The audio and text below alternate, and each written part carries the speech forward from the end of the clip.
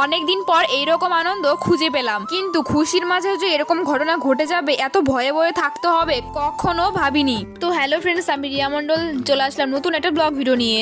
আশা করি তোমাদের এই ব্লগ ভিডিও খুব ভালো লাগবে। আর আজকে ছিল ছট পুজো। দেখো ছট পুজো উপলক্ষে কত সুন্দর এরা পুজোর জন্য আয়োজন করেছে। আমি তো ভুলেই গেছি, তোমাদের তো জানানোই হয়নি যে আমি কোথায় যাচ্ছি। আজকে আমি যাচ্ছি সায়ন্তি ভাইয়ের বাড়িতে। আজকে রাতে থাকার প্ল্যান ছিল, সেজন্যই কিন্তু একটু লেট করে বেরোলাম। আর আমার একটু টোটোর জন্য লেট হয়ে গিয়েছিল, কারণ হচ্ছে টোটো পাচ্ছিলাম না খুঁজে।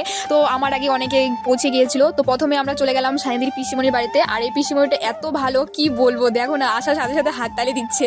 আর দেখো এই দেখো পিসিমণি কত ভালোবাসে আমাকে। আর অনেকদিন পর পিসিমণির সাথে কিন্তু দেখা হয়েছে, মনটা সত্যি অনেক হালকা লাগছে। আর প্রণাম করতেই দিল না, কত জোর করলাম প্রণাম করতেই দিল না। তারপর পিসিমণির বাড়িতে এই সমস্ত হালকা খাওয়া দাওয়া করার পর চলে গিয়েছিলাম সায়ন্তি ভাইয়ের বাড়িতে। এই যে দেখো দুটা কাউতালি মারতে মারতে যাচ্ছে রাস্তা দিয়ে, কি বলবো। আর তো যাই হোক, এইভাবে আমরা চলে গিয়েছিলাম সায়ন্তি ভাইয়ের বাড়িতে।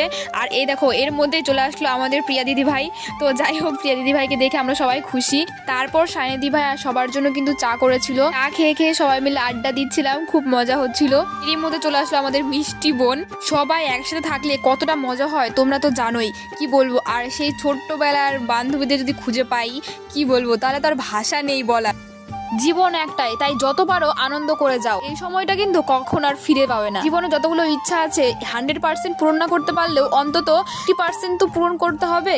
আমি তো বিশ্বাসই করতে পারছি না যে সায়ন্তি ভাই রান্না করতে পারে। তো যাই হোক, সায়ন্তি ভাই আমার চোখের সামনে রান্না করে আমাকে খাওয়ালো। তো মাংসটা কিন্তু ভালোই টেস্ট হয়েছিল। তারপরে হুট করে দেখি বাইরে চিল্লাচিল্লা। আমি বললাম কি হলো। তারপর এখানে দেখি যে একটা সাপ এসেছিল। তো যাই হোক, আমরা তো ভয়েই পাচ্ছিলাম যে কি হবে। সায়ন্তি ভাই বললো যে ভালো, এটা কোনো ভয় পাওয়ার কোনো কিছু নেই, যেহেতু ওর বাড়িতে মানে সায়ন্তি ভাইয়ের বাড়িতে মনসা মা আছে, মা সবসময় রক্ষা করে। তারপর দেখি মাংসর কিন্তু রান্না প্রায় হয়ে গেছে। তো এখন আমরা সবাই মিলে খাওয়া দাওয়া করে আমরা সবাই খেতে বসেছিলাম, কিন্তু কি বলবো, খাওয়া কম হচ্ছিল, কথা বলা বেশি হচ্ছিল। আর মাংসটা সত্যি দারুণ টেস্ট হয়েছিল। এই দেখো রিভিউ দিচ্ছে। এখন এটাকে শেষ করার পালা। তো এত হাসি ঠাট্টা কি বলবো। আর এই বান্ধবীর গান তো তোমরা শুনেই নিচ্ছো, কেমন কত সুন্দর ফাটা গলা। বান্ধবীর যা ফাটা গলা, কি বলবো, মশা একটাও নেই, সব মশা ওর গান শুনে পালিয়ে গেছে। শুধুমাত্র আমাদের মতো নিরীহ প্রাণীগুলো বসেছিল। মানে এখন 3:30টার মতন বাজে, মানে 3:24। তো এত রাত্রেবেলা আমরা এখন স্প্রাইট খাচ্ছি।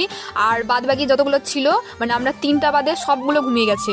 মানে কোথাও মানে পায়ের কাছে মাথার কাছে যে যেখানে পারছে সে সেখানে ঘুমিয়ে পড়েছে। আমাদের ঘুমাতে ঘুমাতে প্রায় 5টার মতন বেজে গিয়েছিল। তো যাই হোক, আমার 5টার দিক ঘুমালেও 6টার দিক ঘুম থেকে উঠবো, আর মানে 4টার দিক ঘুমালেও 6টার দিক উঠবো। তো যাই হোক, আমি 6টার দিক ঘুম থেকে উঠে গিয়েছিলাম। আর ফেসবুকে কিছু কাজ করার থাকে, মানে 6টার দিক থেকে শুরু করি। তারপর এখানে ফ্রেশ হয়ে খাওয়া দাওয়া করে নিচ্ছিলাম। এখানে অনেক কিছু রান্না করেছিল, যেহেতু আজকে মঙ্গলবার ছিল, সেজন্য সেরকম মানে নিরামিষের মধ্যেই রান্না করেছিল। কিন্তু কালকের মাংস ভাতের থেকে আজকের এই নিরামিষ মানে খাবারটা কিন্তু খুবই টেস্ট হয়েছিল।